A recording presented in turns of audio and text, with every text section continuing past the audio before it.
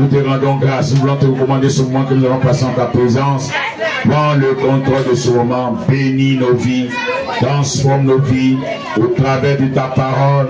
Au nom de Jésus. La Bible dit ta parole est la vérité. Ta parole est puissante. Ta parole est esprit et vie. Nous comptons sur toi, Seigneur. Tu envoies ta parole afin que nos vies changent. Tu envoies ta parole afin que nous soyons enracinés dans le Christ. Au nom de Jésus. Aucun malheur nous arrive en ce jour. Bénis ce moment. Reçois la gloire, l'adoration. Car c'est à toi qu'appartient le Père, le règne, la puissance et la gloire. Au nom de Jésus, nous avons prié. Quelqu'un dit Amen. Nous allons lire un passage dans le livre des Actes des Apôtres, chapitre 3. Actes des Apôtres, le chapitre 3. Lisons à partir du verset 1er. Alléluia. Jusqu'au verset 8. Actes des Apôtres, chapitre 3, verset 1 à 8. Lisons la parole. Pierre et Jean montèrent ensemble au temple pour la prière de la 9e heure. Or, il y avait un homme boiteux de naissance qui se faisait transporter. On le posait chaque jour près de la porte du temple appelée la belle porte. Qu'il peut demander l'aumône à ceux qui entraient dans le temple. Cet homme, ayant vu Pierre et Jean qui allaient y entrer, leur demanda l'aumône. Pierre ainsi que Jean fixa les yeux sur lui et dit, regarde-nous. Il regarda attentivement, s'attendant à recevoir d'eux quelque chose. Mais Pierre lui dit, je n'ai ni or ni argent, mais ce que j'ai, je te le donne au nom de Jésus-Christ de Nazareth. Lève-toi et marche. Et prenant par la main, il aida à se lever. Au même instant, ses jambes et ses pieds devinrent fermes. Alléluia. D'un bond, il fut debout et se mit à marcher. Puis, il entra avec eux dans le temple, marchant, sautant et louant Dieu. Quelqu'un dit Amen. Maman, je vais te parler aujourd'hui des actes des apôtres. Alléluia. Des actes des chrétiens. Amen. Si les gens ont baptisé ça actes des apôtres, enfants de Dieu, c'est parce que ils ont voulu mettre l'accent sur les apôtres. Sinon, les actes qu'ils ont racontés dans ce livre-là, ce ne sont pas seulement les apôtres qui ont agi. Dis Amen. En réalité, c'est les actes des chrétiens. La Bible dit dans le livre de Marc, alléluia. La Bible dit dans le livre de Marc, écoute bien, voici les miracles qui accompagneront ceux qui auront cru. En mon nom, ils guériront les malades. En mon nom, ils attraperont des serpents vivants. En mon nom, ils marcheront sur. Enfin, ils guériront les malades différents. Ils chasseront les démons. En mon nom, enfant de Dieu, s'ils boivent des breuvages mortels, cela ne les fera aucun mal. Voici ce que dit la Bible. Et les actes des chrétiens, les actes des enfants de Dieu sont la confirmation de ce que Jésus a annoncé déjà de son vivant. Alléluia. Les actes des chrétiens, c'est la confirmation, enfant de Dieu. Et pendant tout au long de ce livre, les apôtres, Luc en premier va essayer d'énumérer tous les miracles, les prodiges, les œuvres spirituelles, surnaturelles que l'Éternel a opéré au milieu de son peuple. Dit Amen. Maman, écoute-moi bien. Si tu es enfant de Dieu, les actes des chrétiens là te concernent. Dis Amen. Les actes qu'on appelait les actes des apôtres là te concernent. Tu ne dois pas passer devant ce livre comme ça en vain. Tu dois le lire avec beaucoup d'amour. Tu dois le lire avec beaucoup de passion. Parce que c'est des hommes comme toi, des hommes comme toi, des femmes comme toi, qui ont cru en l'Éternel, qui ont cru en Dieu et qui ont vu la gloire de Dieu. Alléluia. Ce sont des gens comme toi, enfants de Dieu, comme moi, qui ont fait confiance à Jésus pendant que personne ne lui faisait confiance. Ils ont fait confiance à Jésus pendant que tout le monde le rejetait et tout le monde cherchait à lui faire du mal. Ce sont des gens comme nous, Seigneur, qui ont cru en la parole.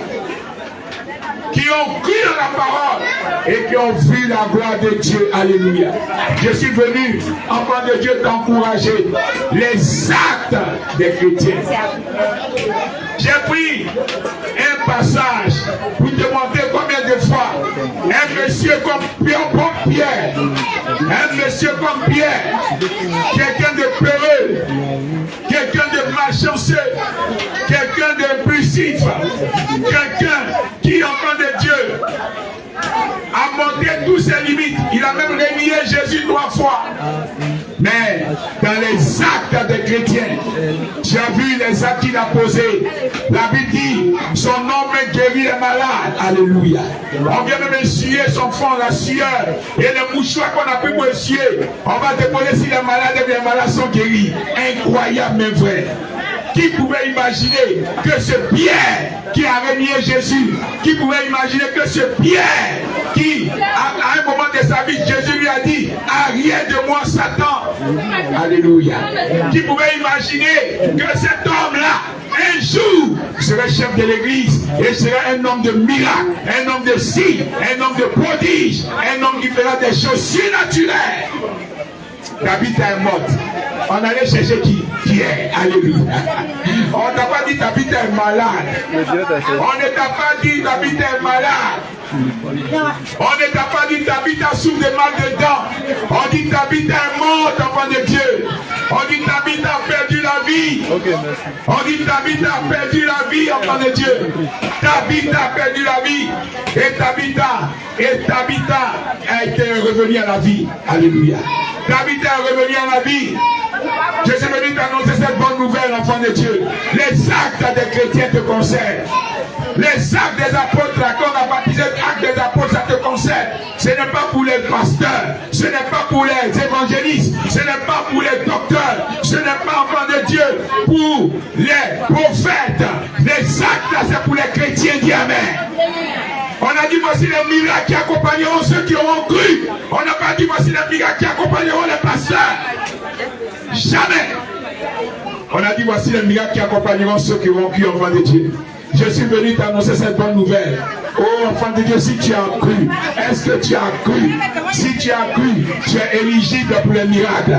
Si tu as cru, tu es éligible pour faire de grandes choses, des choses surnaturelles. Si tu as cru, tu es éligible, enfant de Dieu, pour pouvoir marcher dans le surnaturel. Les actes des chrétiens. Dieu veut que tu opposes aussi. Dieu veut qu'on voit tes actes. Dieu veut qu'on voit tes actes, enfant de Dieu. Le Seigneur veut qu'on voit tes actes. Que tous les actes que tu vas poser soient des actes en faveur de Dieu. Les actes qui vont bouleverser la vie des personnes. Les actes qui vont te sauver de la mort. Les actes qui vont ressusciter les morts. Qui vont guérir les malades. Les actes qui vont changer les situations des gens. Que les vies changent. Et que tu portes du fruit, enfant de Dieu. Dieu t'attend. Dieu t'attend pour que la vie des personnes change. La Bible dit, la création attend avec un ardent désir la révélation des fils de Dieu. Alléluia. Si tu as donné un jour ta vie à Jésus, tu es fils et fille de Dieu. Alléluia. Si tu as donné un jour ta vie à Jésus, tu es éligible au miracle. Tu es éligible au signe et au prodige. Si un jour tu as donné ta vie en Jésus, on doit voir les évidences. Alléluia. La Bible dit dans 2 Corinthiens 5, 17. Si quelqu'un est en Christ, les choses anciennes sont passées. Voici, toutes choses sont devenues nouvelles. Cette parole n'est pas écrite en vain, enfant de Dieu. Cette parole vient nous rappeler que nous sommes éligibles pour faire des miracles. Nous sommes éligibles pour faire des signes, des prodiges. Nous sommes éligibles pour glorifier Dieu. Nous sommes éligibles afin que le surnaturel se manifeste dans nos vies. Nous sommes éligibles afin que la gloire de Dieu soit manifeste dans nos vies. Je suis venu t'annoncer cette bonne nouvelle, enfant de Dieu. Je suis venu t'annoncer cette bonne nouvelle. Prends courage. Manifeste ta foi. Tu dois marcher dans le surnaturel. On doit voir Jésus en toi. On doit voir Jésus en toi. Petit enfant, vous les avez tous vaincus. Parce que celui qui est en vous, Jésus, est plus grand que celui qui est dans le monde. Si tu as vaincu, c'est parce que Jésus est en toi. Si tu es puissant, c'est parce que Jésus est en toi. Si tu fais des miracles, c'est parce que Jésus est en toi. Si tu fais des prodiges, c'est parce que Jésus est en toi, enfant de Dieu. Les circonstances, les problèmes, les divinités vont fuir devant toi. Il te suffit d'être sérieux et sérieux avec Jésus. Il te suffit de marcher dans le chemin. La vérité d'annoncer cette bonne nouvelle, enfant de Dieu. Ne sois pas un spectateur dans la maison de Dieu. Ne sois pas un assistant de la maison de Dieu. Ne sois pas au chômage de la maison de Dieu. Dieu veut que tu travailles. Dieu veut que tu te lèves et que tu portes des fruits. Et que tu portes des fruits. L'assistant, tu fais partie de la foule. La foule, il n'y a rien à tirer de bon de la foule. C'est les mêmes qui ont mangé le pain de Jésus et le poisson. C'est les mêmes qui ont dit tuez-le. C'est les mêmes qui ont dit tuez-le, l'enfant de Dieu. La foule, ils n'entendent pas la voix de Dieu. La Bible dit, Dieu a parlé du ciel. Ils ont entendu le tonnerre. Les disciples ont entendu une voix. Jésus a entendu son Père parler. Dis Amen. Alléluia. La foule, ils n'entendent rien. La foule, ils ne comprennent rien. Sors de la foule et sois disciple de Dieu, extrêmement puissant dans le cœur de Jésus. Sors de la foule et que tu sois un vase d'honneur. La Bible dit dans la maison de Dieu, il y a plusieurs types de voiles. Alléluia. Je vais t'annoncer une bonne nouvelle. Sors afin que tu sois un vase d'or. Sors afin que tu sois un vase d'argent. Sors afin que tu sois un vase d'honneur. Je suis venu t'encourager, enfant de Dieu. Je suis venu t'encourager, enfant de Dieu, afin que ta vie ne soit plus jamais la même. Dieu veut t'utiliser. Dieu veut t'utiliser. Pierre et Jean se sont laissés utiliser. Paul s'est laissé utiliser. La Bible dit sur la route de Damas, alors qu'il était sur le mauvais chemin, bien qu'il était un érudit, quelqu'un qui connaît la parole, mais il a utilisé Marc. Christ, car la parole de Christ, arrête, sort du folklore, sort du folklore. Tu crois que c'est tout le monde qui va à l'église qui est chrétien? Jamais. Il y a des gens qui vont s'asseoir tout le temps, ils sont plus présents là-bas, mais leur cœur est vide. Leur cœur est vide. Ils ne savent même pas qui est Jésus. Or la Bible dit, la vie éternelle, c'est de te connaître toi le Père qui nous a créés, et Jésus-Christ ton Fils que tu nous as envoyé. Si tu ne connais rien, comment veux-tu pas que le diable puisse t'avoir, te manipuler? Si tu ne comprends rien, comment ne veux-tu pas que le diable puisse se servir de toi? Car il est écrit, mon peuple périt parce qu'il lui manque la connaissance. La Bible n'a pas parlé des gens du monde, on dit les gens de la maison de Dieu qui refusent de changer, qui refusent de travailler pour Dieu, qui refusent le service. Oh, il est écrit, enfant de Dieu, il est écrit, je mettrai la différence entre ceux qui me servent et ceux qui ne me servent pas. Dis Amen. Dieu bénit dans le service. Dieu bénit dans le service, enfant de Dieu. Dieu va te bénir dans le service. Dieu va te bénir dans le service, enfant de Dieu. Le Seigneur va te bénir dans le service. Je t'en supplie, lève-toi. Accepte d'être formé. Accepte le Seigneur. Marche bien pour aider. Dieu va te bénir dans le service. Dieu va te bénir dans le service, enfant de Dieu. Le Seigneur t'attend. Le Seigneur a besoin de toi. La création soupire.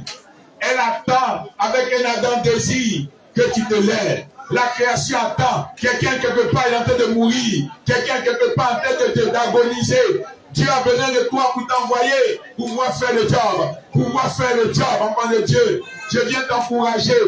Dieu n'a pas besoin de ton éducation. Dieu n'a pas besoin de quoi que ce soit, de ton histoire. Comment tu es né, où tu es né, de quelle ethnie tu es, de quel pot tu es. Dieu n'a besoin que de ta personne et de ton oui. Il a besoin que tu acceptes, c'est tout. Donne-toi, donne-lui un oui. Et tu verras la gloire de Dieu. Moïse a dit, je bégaye Seigneur. Je n'ai pas le langage facile. Moïse a dit, j'ai des problèmes de langage. Le Seigneur lui a répondu, ce n'est pas ton langage qui m'intéresse. Ce n'est pas ce tu vas dire qui m'importe. J'ai besoin de toi, Moïse. Alléluia. J'ai besoin de toi. Et Moïse s'est présenté. Et Moïse a réussi. Et Moïse, enfant de Dieu, Moïse a réussi au nom de Jésus. Je suis venu t'annoncer cette bonne nouvelle. Maman, ce n'est pas l'affaire des pasteurs. faire des miracles, vivre dans le surnaturel, ce n'est pas l'affaire des pasteurs. Ce n'est pas l'affaire des pasteurs. L'œuvre de Dieu n'est pas l'affaire des pasteurs. L'œuvre du Seigneur n'est pas l'affaire des pasteurs. Guérir les malades n'est pas l'affaire des pasteurs. Alléluia. Chasser les démons n'est pas l'affaire des pasteurs. Ce n'est pas l'affaire des pasteurs.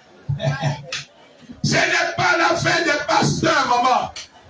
Sors de ce mauvais évangile. Ce n'est pas l'affaire des pasteurs. Tout ce que Dieu attend de toi, rends-toi disponible pour qu'il t'utilise pour la gloire de Dieu. Rends-toi disponible, enfant de Dieu. Je t'ai parlé de cette maman. Je t'ai rendu son témoignage plusieurs fois. Voici une maman. Une maman qui va à l'église. Sainte fidèle. Elle va à l'église. Elle va à